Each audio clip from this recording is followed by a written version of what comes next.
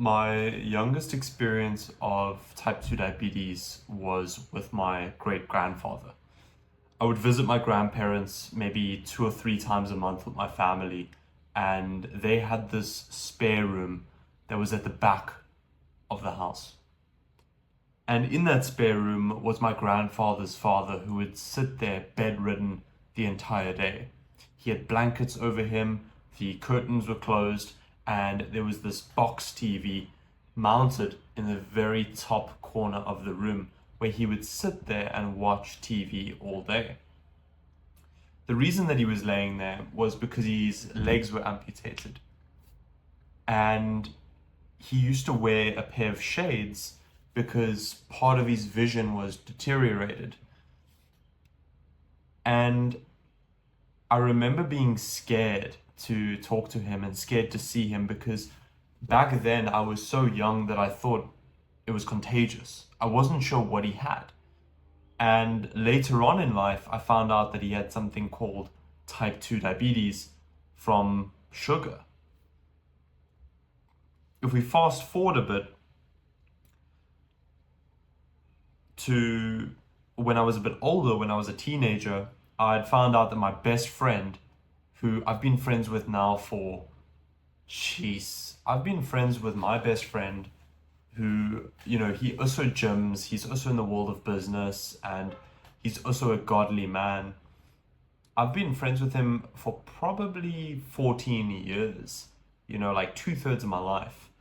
And he had told me that his father was injecting himself daily and taking medication, and that he had to amputate 3 toes. And I was like, what is going on here? And I found out that his father also has type 2 diabetes and he has a carb addiction. So when he eats carbs and he loads himself with carbs, he goes to the room and he sits down and he injects himself with insulin. And I remember this time after my mom gave birth. I was about 13 years old, and it was her giving birth to my sister. And I was old enough now to know what was going on. I remember going up to her. She was laying in bed, she was maybe a week out of the hospital. And I remember her stabbing her finger with a small device. And I was so confused. I was like, what are you doing? Like, why are you injecting yourself? What are you putting into yourself? She was like, no, no, no, I'm not putting something in. I'm taking blood out of me and putting it on this little device to check my blood sugar. And she had gestational diabetes, type 2 diabetes. And my whole life, I'd grown up thinking that diabetes was something that runs in the family, something that is genetic. A lot of doctors will tell you that diabetes is something that runs in the family, or it's something that you get genetically, it's something that's passed down. So I was taught that diabetes was genetic fate until I saw the truth. And now that I'm older, I acknowledge that it's spiritual warfare. My great grandfather, as a child, I thought it was contagious, and entering the room, there was the smell of rotting flesh and this helplessness.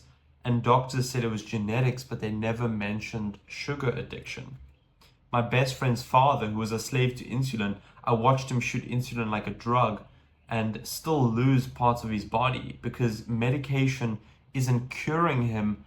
It enslaves him, it just patches the symptoms, but it never truly heals. But here's where the story really changed for me. And that was the first glimpse of hope that I saw, was when my mom took it into her own hands and she started eating clean. She always had. She's one of the healthiest people that I know.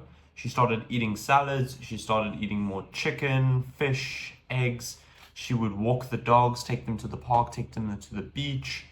And she actually reversed diabetes. She got off of medication, her blood sugar stabilized, and now she's healthy and well.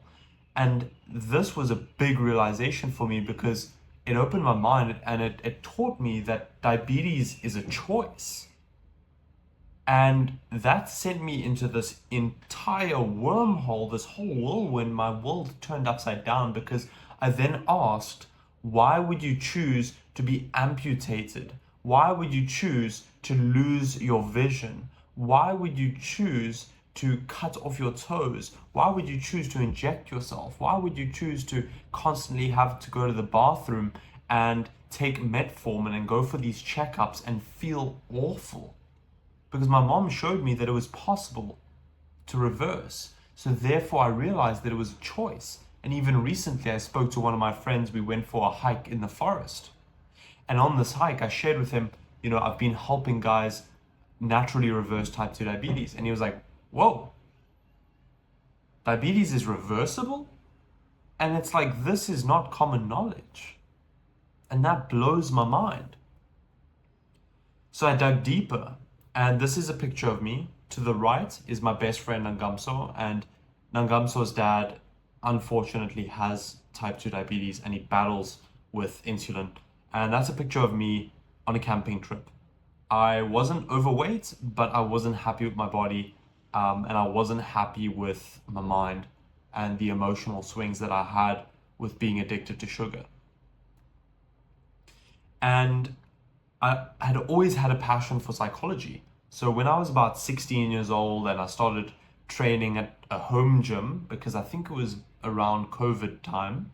So I started training from home. I would use gardening gloves and I would do pull-ups and I would do bicep curls and rows and bench press and push-ups and blast music on a speaker. And I started reading a lot of psychology. I read Jung, I read Freud, I read Carl Rogers, I read some of the greatest psychologists, and I came across Jordan Peterson. And Jordan Peterson opened up about the fact that he had an autoimmune disease and that his daughter, Michaela, also had an autoimmune disease, and that she had arthritis, ankles that were so bad that her bones were breaking down. And what she did was an elimination diet. She cut out everything, all the way down to just spinach, like greens, and beef and salt. And eventually she cut out even the spinach, just having beef and salt. And Jordan Peterson was inspired by his daughter to do the same. He did that and he lost 40 pounds. His autoimmune disease went away. His cravings went away. His brain fog went away. And to this day, he eats just beef and salt. I'm not telling you to do the same because you probably don't have an autoimmune disease. But this started sparking curiosity for me because I started to then view carbs as the enemy. I was like, wait a second, they cut out carbs, and carbs has almost killed like 3 people that I know. And what's awesome is that Jordan Peterson furthered my knowledge of this guy. And this guy's name is Carl Jung. And what I started to notice was that Jordan Peterson and Carl Jung and all of the great philosophers and psychologists that I looked up to, all of them were Christian. And all of them followed God. And that was interesting to me because I'd gone to church as a kid, but I broke away from the faith in high school. And I started to have a bit of insight here that there was something deeper to what was going on in the world. And did you believe in God? Oh, yes. Do you now believe in God? Now? Difficult to answer.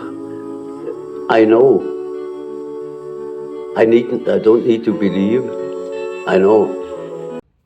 And Jung is a great studier of myth, of human history, of archetypes, of character traits, of the patterns that play out in humanity. And Jordan Peterson would basically lecture. This was in the University of Toronto in Canada. He would lecture his students and he would share with them some of the profound insights that both him and Jung found in the biblical stories.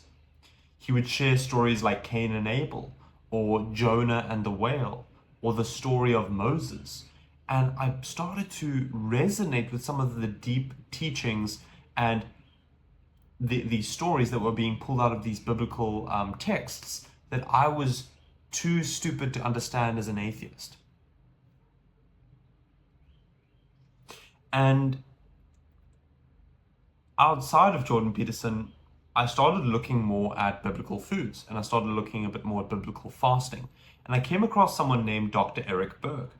And he was the the the nail and the hammer, and he just finalized it for me.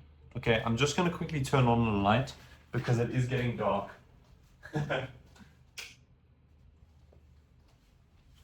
There we go. That should be better. Okay.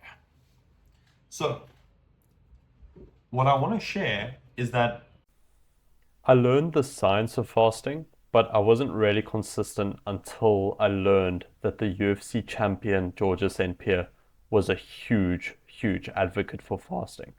And this is when I realized that it's not really about knowledge, it's not really about degrees and doctors and studies, but it's all about achieving an identity. And I felt far more confident in fasting when I realized that not only is it healthy for you, and doctors support it and the Bible supports it, but one of the greatest athletes to ever live supports it. This guy is one of the greatest UFC champions of all time. When I do a 4 days water fast, the hardest part for me is definitely the first 36 hours because I'm very hungry. By the second day, I'm no longer hungry, but I experience a loss of energy. And something very strange happened by the third day mark. I'm no longer hungry, but I experience a regain of energy. I become very creative. And I'm not hungry until an hour before I'm about to break my fast. And that's when the hunger comes back. And when I eat, I can assure you that my food tastes better than anyone else at the table with me.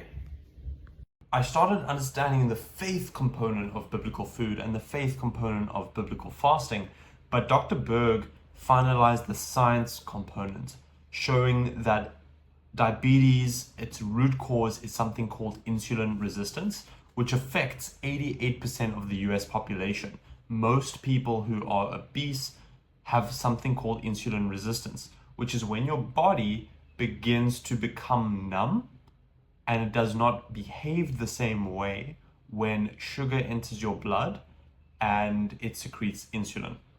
And because of this, it causes something called metabolic dysfunction, where your cells are not receiving energy, so you feel tired and drained. So then you continue to eat more, and you continue to binge, and you continue to have cravings. And it causes this vicious cycle because you're feeding yourself, but you're not feeding your cells because insulin cannot open your cells to put fuel into them. And what he started sharing, Dr. Berg, was that keto or Mediterranean food like lamb, beef, fish, avocados, olives, butter, cheese, and then fasting, these things were the most effective practices for reversing type 2 diabetes, for burning body fat, for winning your energy back, and for getting off medication like insulin and metformin.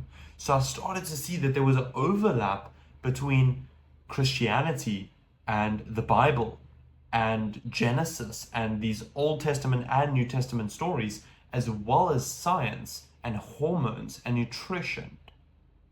And this started to open my mind up and open my heart up. So I started to do a bit of keto.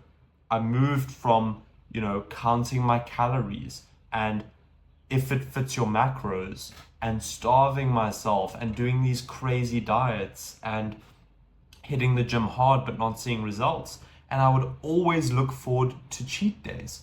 But what I started to do, if you look here in the middle, is I started to try a bit of keto. And I had this friend in my business class. I remember we were in business class together. His name was Michael. And bless him, he was such an incredible kid. He was someone who ran, and I really looked up to him because he was a runner. And he was the first person that I spoke to that I knew who was also doing keto. And I think he started because of his mom. And Michael had, these crazy meals and incredible mental clarity, sharp kid, runner, fit as an ox, tall, strong guy. And I started just talking to him about keto and learning as much as I could during business class instead of paying attention to business, even though in the future, business is one of my favorite things ever. And this middle picture is very, very important because these are pancakes that are made with almond flour, coconut flour, whey protein, and blueberries, which are high in fiber and natural sweeteners. And I started speaking to my dad. So my dad started as a coach, and nowadays he's a CEO of a very large company. They mostly do email marketing, similar to MailChimp, if you know them. And my dad had always struggled with sugar addiction, with cravings. And it's because when he was younger, he shared the story of getting hit very hard in the coccyx, which is your lower back, and being put into a wheelchair for months. And during this, he fell into a depression and he started eating a lot of chocolate and sweets as a coping mechanism. And my father had this lifelong like craving for sugar and sweet goods as a coping mechanism. But I started introducing to him some of the results that I was getting from fasting and keto. And we started making like sweet recipes, like a coffee sponge cake or waffles, like protein waffles with organic, like fatty Greek yogurt with crushed nuts, and these coconut pancakes. And we started making all these alternatives at home, and he actually ended up losing 15 pounds, okay? He'd always been training, so he'd always been going for long hikes and hitting the gym and swimming. Like, he'd always been training, but it was the food, it was the eating that he struggled with. But he was able to lose about 15 pounds of fat, and he still has it off to this day, okay? But now, there was something that pulled me completely off course. I was on the right track from 16 up until about 17 for a whole year, maybe a year and a half. But then I got led by the spirit of Jezebel, by the spirit of Baal, okay? I got pulled into this world of you're only young once. You must go out there, enjoy your life. You must eat carbs, stay out late, drink alcohol, talk to strangers, go to random places, get in fights. And I started dating this girl. I started to get pulled by the Jezebel spirit. And her and her friends were big... Guys, I'm really not happy with the lighting. Let me see if I can make a fix here. Is that better? Okay. I think that's better. Yeah, okay, I think that's a bit better. So what happens was I started drinking more, I started staying out more, and I started eating more carbs. Because naturally when you go out to restaurants or bars, you're gonna stay up and you're gonna dance and you're gonna get hungry and you're gonna start eating fast food and quick meals, right? And I gained a lot of fat. I lost my discipline and I became a slave to pleasure. This was the first girl that I slept with, and because of that, I had this strong soul tie that they talk about in the Bible. And what happened was, after my 18th birthday, I went on this family trip. And after my 18th birthday, God humbled me. I hit a rock bottom because I found out that while I was away with family, she cheated on me. She slept with another person after going out with her friends, drinking at a club, and bringing someone home. And my dad saw that I was defeated. And I'm gonna get emotional here. I had his back when he was battling sugar cravings and carb addiction and being stuck in this rut and being unhappy with his career. And he saw me in rock bottom. And my father said, you know what, Ben? Gyms are open again. COVID is done. How about you and I get a gym membership? So on the left, you see a picture of me in my relationship. And about 5 months later on the right, I think this was one of my first month back in the gym. I just turned 18, it was January. And my dad dragged me back into the gym, and discipline became a worship, and fasting cleared my mind. And during this rock bottom between fasting and being in the gym, I just felt called by the Spirit. I felt renewed.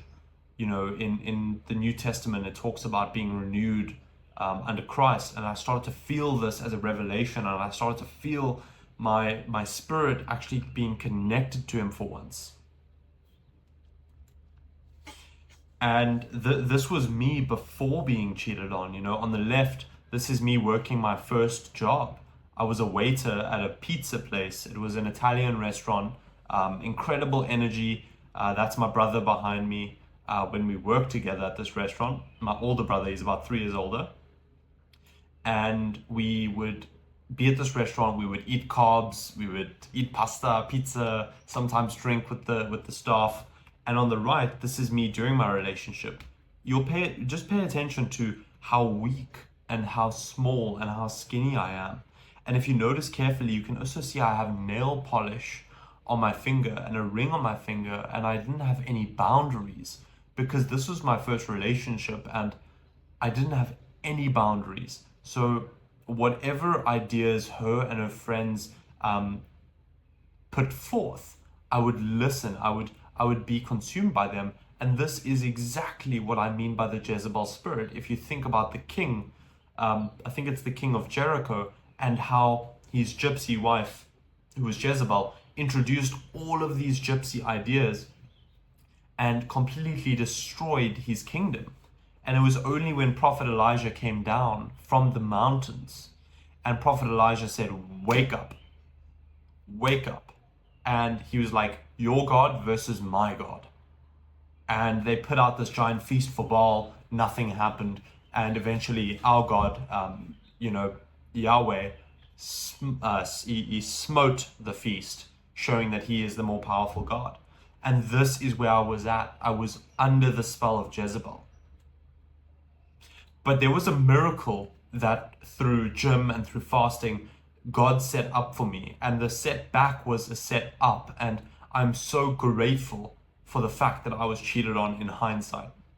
Because through going to this gym and through being there with my father, I went to a water fountain to drink some water. I turned around and behind me was the most beautiful girl that I've ever seen, standing there with bright blue eyes, looking at me with these pink headphones on in a cute gym outfit. And I said, hello, what are you listening to? And she was like, da da da da, listening to, I think she was listening to like some country music or something. And she looked at me and she said, what are you listening to? And I was listening to some like hardcore gym music. And I walked back with her to where she was training and we spoke a bit. And we exchanged Instagrams and I gave her some tips on the movements she was doing.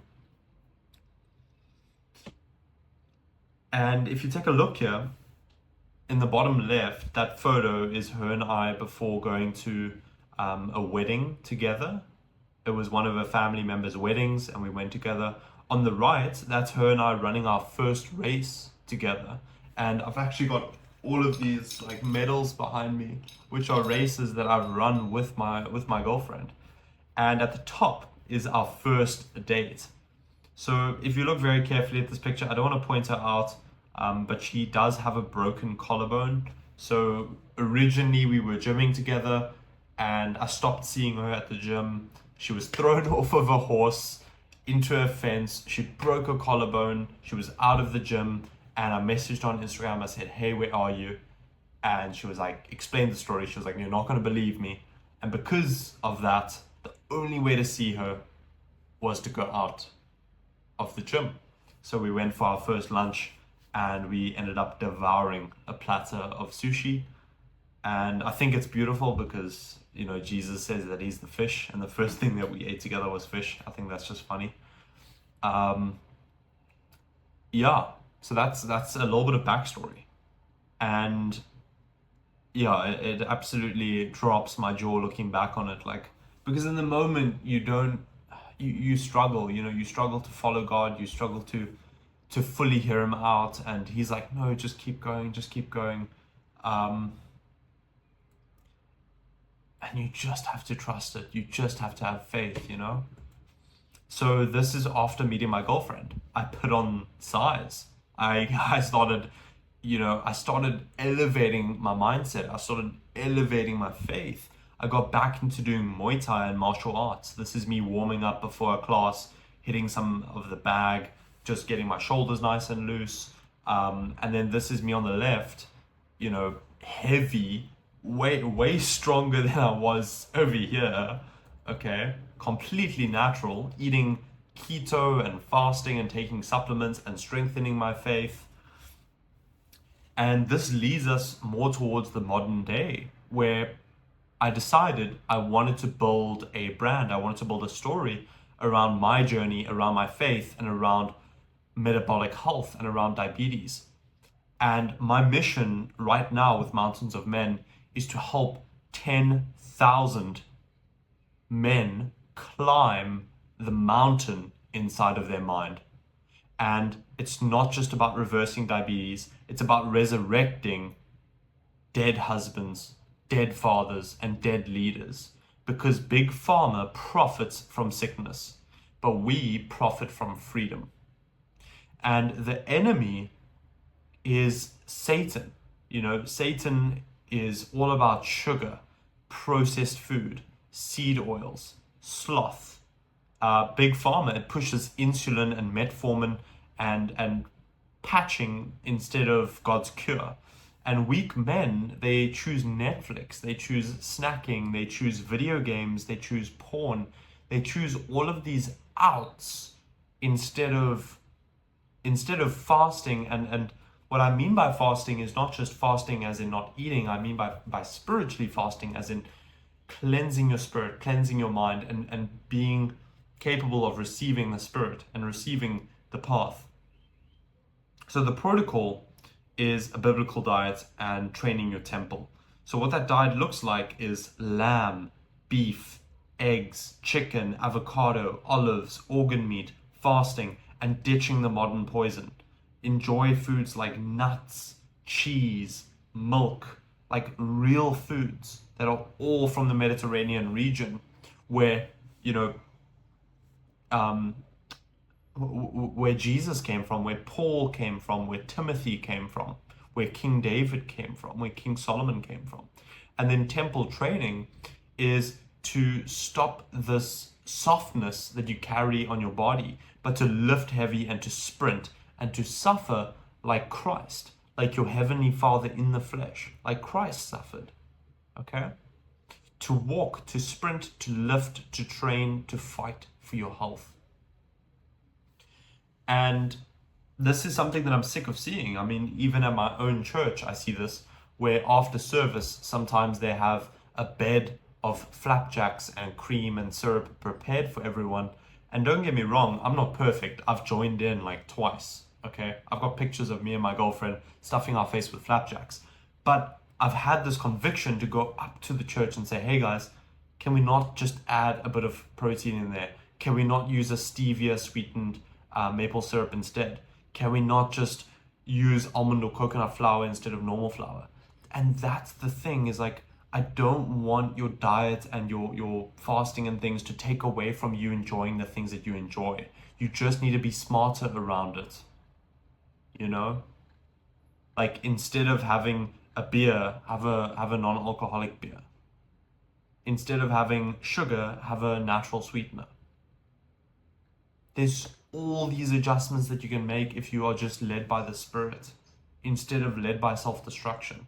And I know that you're led by self-destruction because they taste the same. A natural sweetener and sugar, they taste the same. So the only real reason to have sugar is because your flesh wants to destroy itself. If they are the same price and they taste the same, and one is obviously worse for you, then you're not choosing sugar because it tastes better or because it's less expensive. You're choosing it because your flesh is trying to destroy itself. This is crucial to understand. Before we move on, I want to actually just share something with you quickly, because I came across this guy, and to be honest, it was quite frustrating. So I'm going to put an earphone in, and I want to actually just unpack this quickly.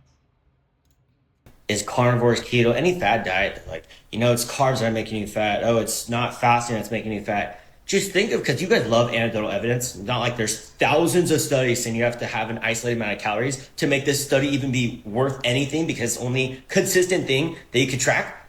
Not only that, but think of people in Europe. They have a carb heavy diet. They just walk around. I want to pause here quickly. Firstly, he said that carnivore and keto are fad diets, when in reality they've been studied for over 100 years. And they've been practiced for thousands of years, tens of thousands of years, maybe even hundreds of thousands of years. Secondly, he said that people walk around Europe eating carbs and they're completely fine. But if I open obesity rates in Europe, it's 50.6%, meaning that 1 out of every 2 Europeans is considered obese. So let's continue. Carbs are not making you fat. Is it excess amount of calories? Is it seed oils? No, it's because foods that are highly processed are hyper palatable and easier to overconsume on, meaning you're in a caloric surplus. Any form of diet, carnivore, all these things, they're in a calorie deficit because they're elimination diets. They eliminate whole food groups, making it easier to adhere to a caloric deficit. Making it easier to adhere to a caloric deficit. He has no clue what he's talking about. With keto and Mediterranean, you're using fat for fuel instead of carbs. And a gram of fat is 9 calories. A gram of carbs is 4 calories. So if you do the math, it is 2.25x, over 2 times as many calories. So you're not losing fat and burning weight and dropping pounds because you're eating less calories. Okay, you're actually eating more calories and losing more weight. So he's saying that by cutting out carbs, which is what you're doing in keto and carnivore, you will naturally lose weight. But that is simply not true, because you will be eating more calories by replacing those carbs with fats. Intermittent fasting, you have like 4 hours to eat. You know how hard it is to eat in a surplus? So he is following some of the things that I used to follow when I was younger. And I used to also think that it's all about calories. I used to also think that it's all about if it fits your macros, about what he said now of fasting being, if you restrict all your calories to a 4-hour window, of course you're not going to overeat, when that simply isn't true. If you have 2,000 calories over 10 meals, and you have 3,000 calories over 2 meals, because of the 10 meals, you're going to spike your insulin more frequently. And because of that, your body's going to be in a longer state of fat storage mode.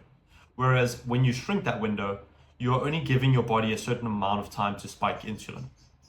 Okay? So he's just talking about atheistic calories, macros, numbers, and he's not actually considering hormones. 4 freaking hours? This argument is the dumbest stuff. My breakfast? Hold on. And there you have it. So for breakfast, he is having toasted oats that are covered in sugar, okay? He's having cereal for breakfast.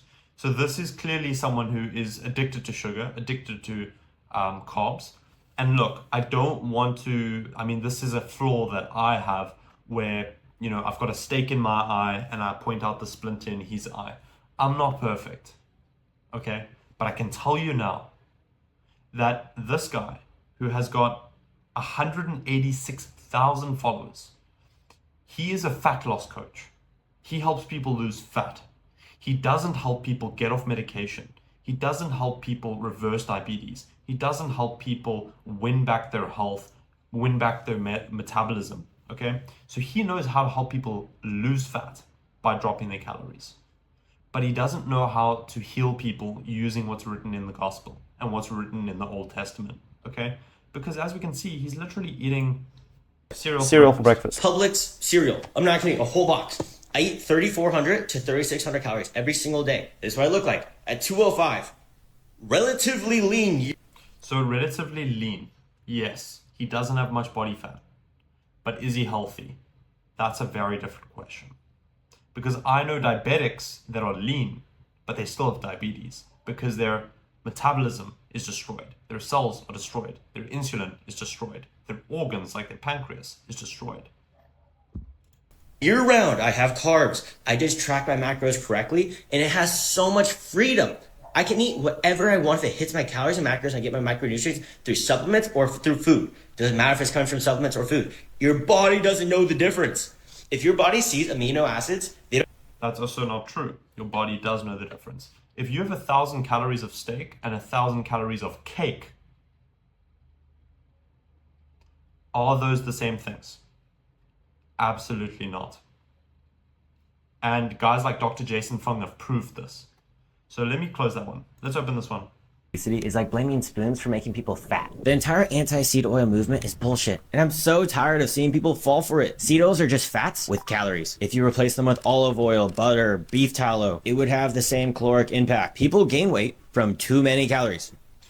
So this is also not correct. So seed oils like canola oil, grapeseed oil, sunflower seed oil, flaxseed oil are very much processed.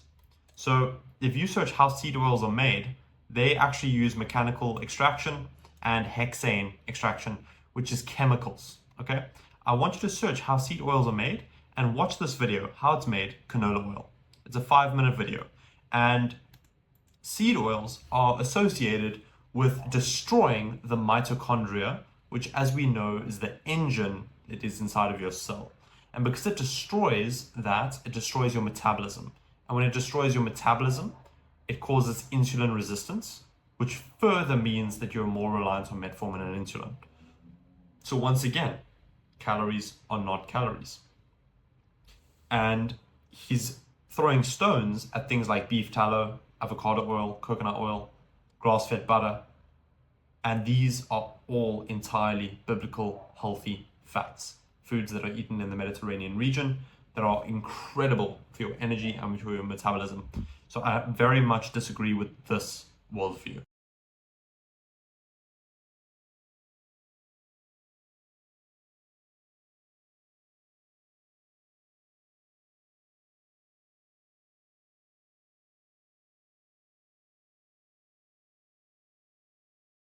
All calories are not created equally. Weight loss does happen if you're in a caloric deficit. This is thermodynamics, right? Yes, you can lose weight eating 1,500 calories of donuts per day. You will not be healthy, and I guarantee you will be very hungry. And when you stop keeping yourself in a calorie-restricted prison, you will overeat, and you will binge, and you will gain that weight back because you have impaired your mitochondrial electron transport chain because of the poisonous, I would say, toxic additives in these foods. This is a crazy debate that happens on X and these forums. People will advocate all foods fit, Sean. That is the rallying cry of dietitians all over the world. All foods fit, just don't eat too much. This is why things like Weight Watchers were created. And you see those little snack packs of Oreos and it says 150 calories. And it's okay to eat junk food as long as you don't exceed your caloric threshold. What we're not being told is that additives, ingredients in these ultra-processed foods impair our ability to make energy from them. They're poisonous to our metabolism. They're poisonous to the very things that give us life as humans. And I'm throwing stones at this worldview, okay? This is a health coach. Sorry, not a health coach. He's a fat loss coach. It's a very different thing. He's just telling you eat less, move more, and you'll lose weight. That is very different to getting off of medication, resetting your metabolism, and winning back your health and energy over a disease. Two very different things. So do not listen to someone like this. Please, I'm begging you. Now let's get back to this. I'm going to make this full screen again. I'm going to take this earphone out.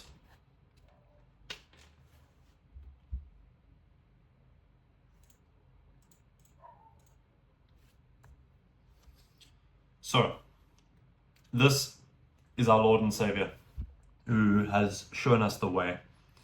And I want to just break down 3 components here: health, masculinity, and faith. So diabetes is reversible, but doctors won't tell you that. They'll say that it's risky and that you might get hypoglycemia. They'll say that fasting is prayer with your body. And I have a picture of Christ here because, you know, his 40-day fast in the desert truly opened up my eyes to the fact that the devil will tempt you when you are making a change. And the reason the devil will tempt you is because he's already won the souls of those that are lost. So now the devil comes after the souls that are following the Lamb, Jesus Christ. A man who can't protect his health betrays his family. And strength isn't vanity, it's God's duty. And what I mean by this is that if you're a man, your wife, your children, they look up to you and they role model you the same way that we role model the Father, God, Christ. Your children, when they are very young, they will look up to you the same way. They will see you as Mr. Do-It-All. But as they age, they will become aware of your flaws and aware of your sins. And the more that you betray your health, the more you betray that holy role model for your family. Science follows God, and keto works because He designed it. It's the Mediterranean way. And your disease is a test of faith. Your disease is a measurement of the distance between you and God. And the closer you are to Him, the healthier you will be. I promise you that. I promise you that.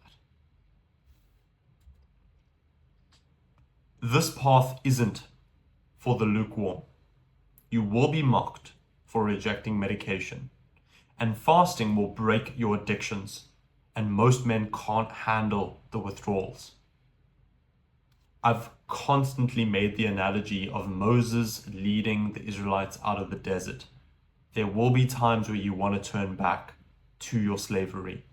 There will be times where you pray for the comfort of being under the Egyptians instead of the brutal nature of the desert. But through the desert, you make it to the promised land.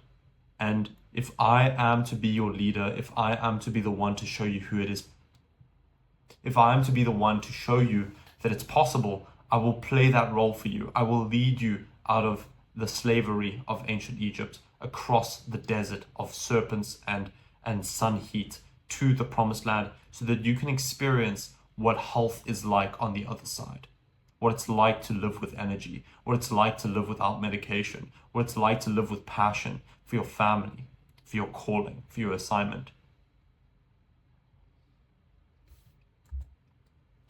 And the 3 pillars that we cover in biblical biohacking is biblical fasting, biblical foods, and training your temple. Biblical fasting, I always encourage diabetics to first consult their doctor and start with a 16-hour fast and an 8-hour eating window. During that fast, you're only going to have water, sugar-free electrolyte powders, salt, black coffee, or tea without milk and sugar. You're trying to have 0 calories so that you're not kicking your insulin up at all. With biblical foods, we are optimizing for 75% of our calories to come from healthy fats like cheese, butter, avo, nuts, olive oil, olives, and about 20 to 25% of our calories to come in from proteins. So proteins like beef, chicken, lamb, fish, cheese, nuts. And with training your temple, it's all about heavy weights and running or cycling. So doing a bit of cardio, you can start off with the walks, build your way up to cycling, and then build your way up to running. And same with weights. You're going to start with body weight and build your way up to a push-pull legs split, where you're going to train your back, you're going to train your chest, you're going to train your arms, you're going to train your legs, and you're going to focus on doing heavy sets and training till failure. God wants you strong. Christ wants you to feel alive. And the Spirit wants to lead you there. But the only way that the Spirit is going to be able to lead you is if you fast, so that you can hear its voice.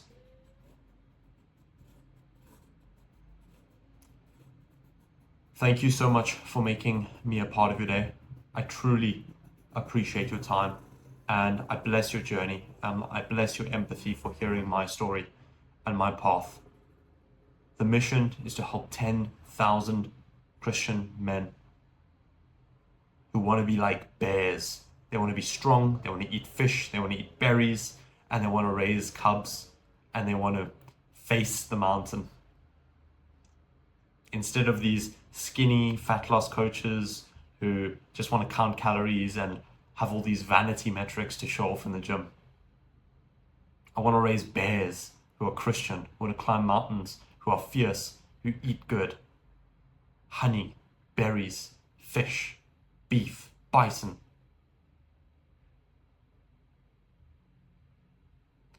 I thank you so much for your time, for making me a part of your day. You stay blessed, and I look forward to talking to you soon. Bye for now.